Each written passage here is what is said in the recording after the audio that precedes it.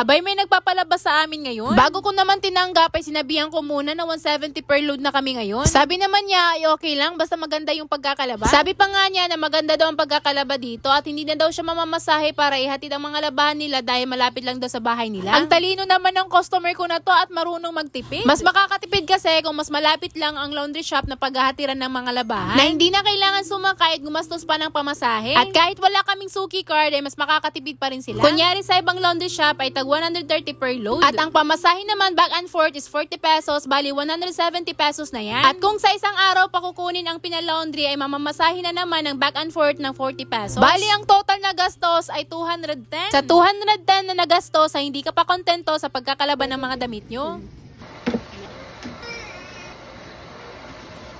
Ano